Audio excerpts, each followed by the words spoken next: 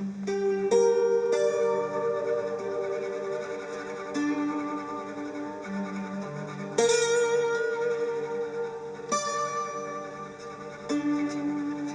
the early part of 2011, a film, Gaslands, was doing a round of screening.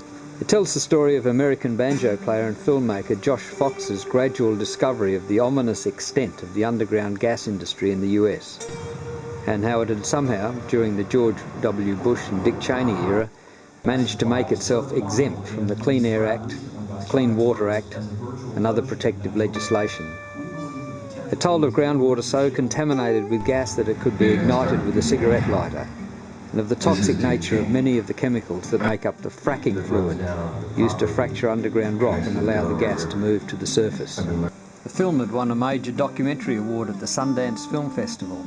Its pre-publicity described it as incredibly inspiring. I found it ominous and disturbing. While all the audience were horrified at the American situation, there was a dangling question as to what was happening right here in southeast Queensland.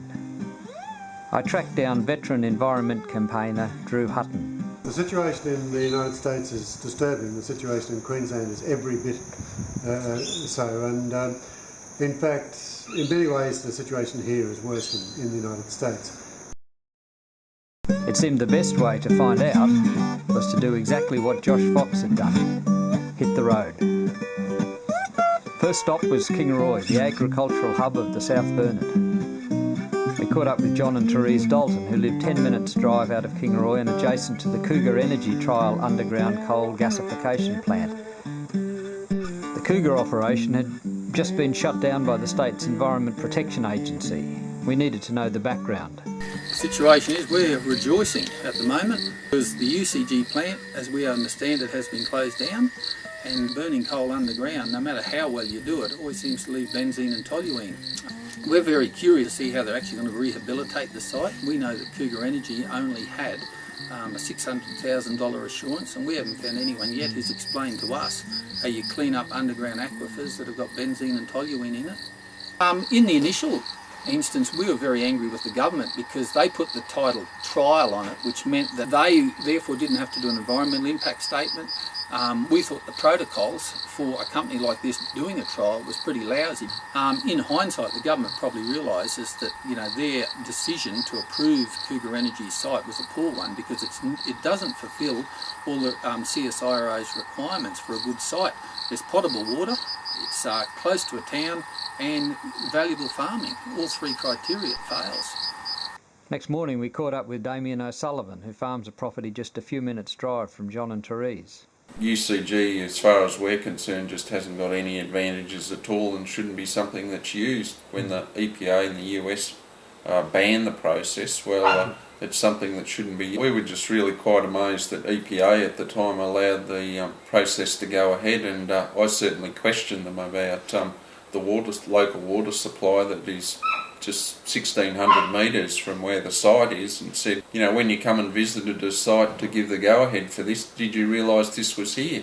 And they just looked at me blankly and said, oh, we never visited the site. Well, this process has certainly caused benzene and toluene to be found in groundwater, but our cattle have been found to have benzene and toluene in their fat, and really the only answer we can find as to how that could have happened is from the air pollution and those pollutants landing on the grass. But this plant went for only 5 days before it had a catastrophic breakdown. Because they only had to monitor on a monthly basis, they only went for 5 days, the air quality was never monitored. At the beginning of the process we called for an EIS, and to our way of thinking this was an experimental trial that was going ahead, so the common sense approach would be to have an EIS.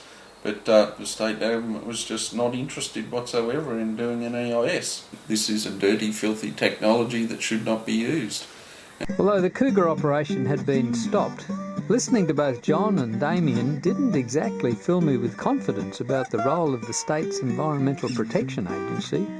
I couldn't help feeling that perhaps Cougar might have been a sort of a sacrificial lamb, and that bigger operations might be causing problems elsewhere. It looked as if that elsewhere might have been a couple of hours further west, beyond Dalby and out around Tara. that's where we headed.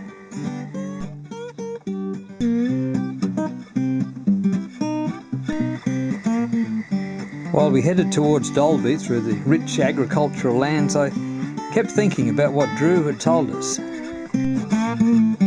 We've got coal seam gas, which is a little different in that you have to raise enormous amounts of water from the Great Artesian Basin, from the level of the Great Artesian Basin, in order to get the gas up as well. And because you get so much water coming up from below, that causes a destabilisation of underground water systems.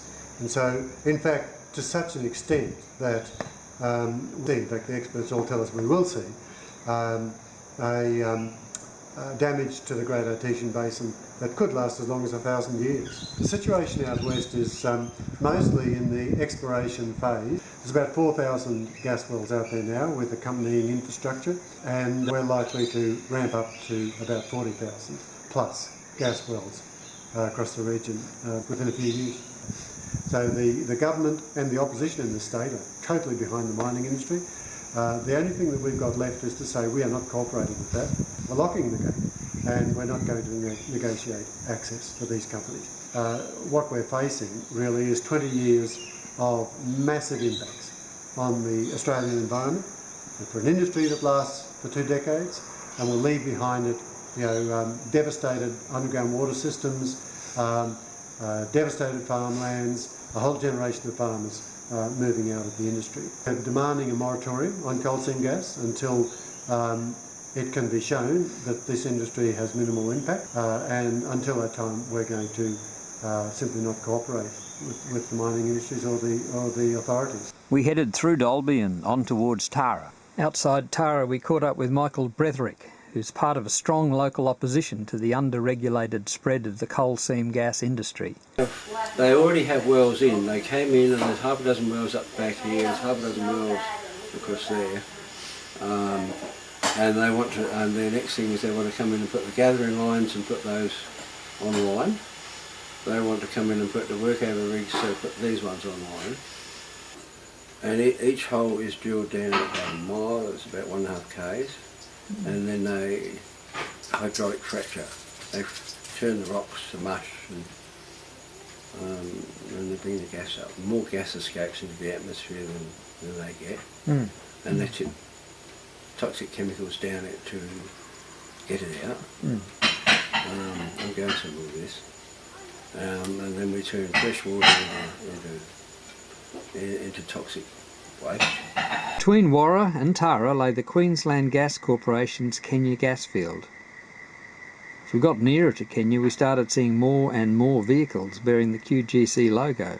But nothing could prepare us for the enormity of the QGC offices, headquarters and camp.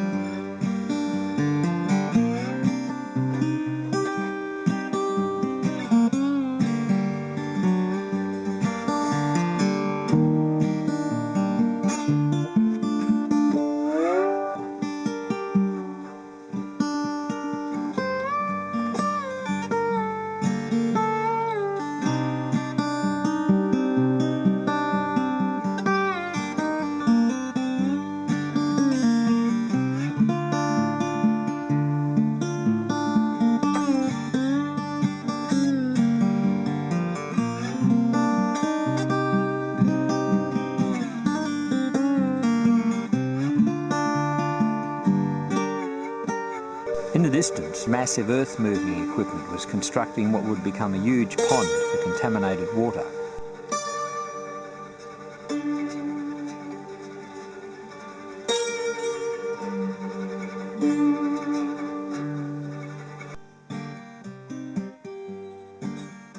Michael is part of the Western Downs Alliance, and Drew is with Friends of the Earth. Together with others, they are organising a 4-day national action at the Tara Showgrounds. From Friday, April 29 to Tuesday, May 4th, the May Day long weekend, there'll be workshops, forums, displays, entertainment and direct action. But as we headed back to Dalby, we found yet another sign of the looming giant on the horizon.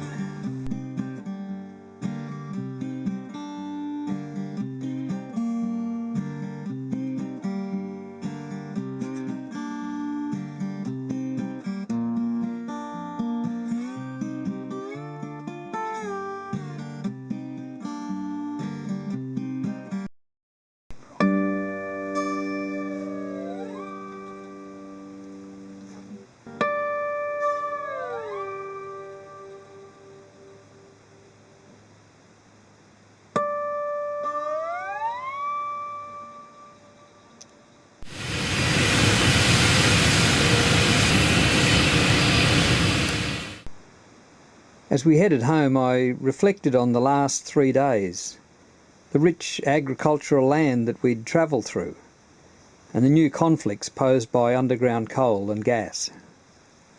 We'd focused on gas, but I couldn't help thinking of the people at Felton, south of Toowoomba, or Aldershot, near Maryborough, facing the prospect of new open-cut coal mines, and I thought of the reluctant campaigners we'd met along the way. You have the stroppiest load of people sitting on the richest load of gas, which is a bit of a problem for these people.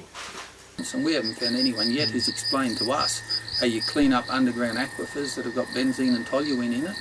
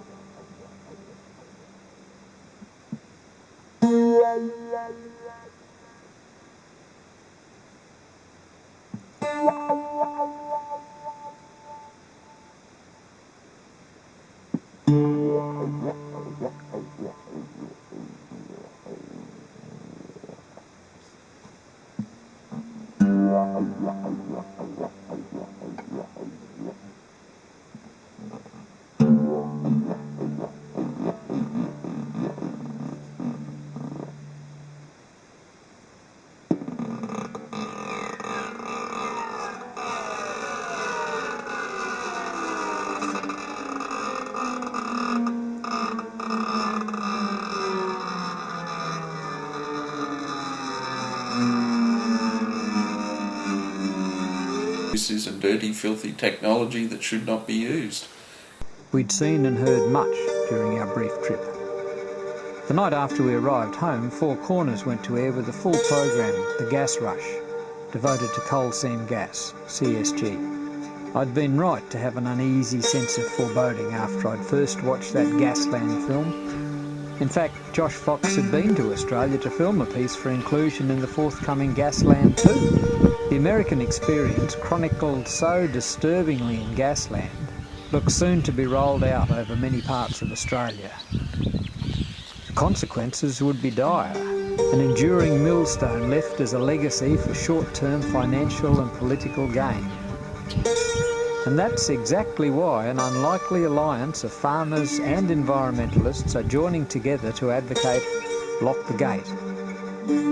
If Drew Hutton is right, it'll be the largest environment campaign in Australia's history. This will be the biggest campaign in Australia's history, the biggest environmental campaign. I'm convinced of it, because it's going to spread Australia wide. It's going to take out. They don't care where they go. Yeah, they'll go on to this farmer. They're drilling in the middle of Sydney, in the suburb of St Peters. They don't care. And the government's just simply let them do it. That's amazing. I just stand there shaking my head thinking, why? Why would you do this? Why would you just sacrifice best farming, underground water, the Great Artesian Basin, one of the great natural resource icons of the world, and they're prepared to just, for an electoral victory in a year's time, they're prepared to do this. It's just completely irresponsible. Like I say, I shake my head.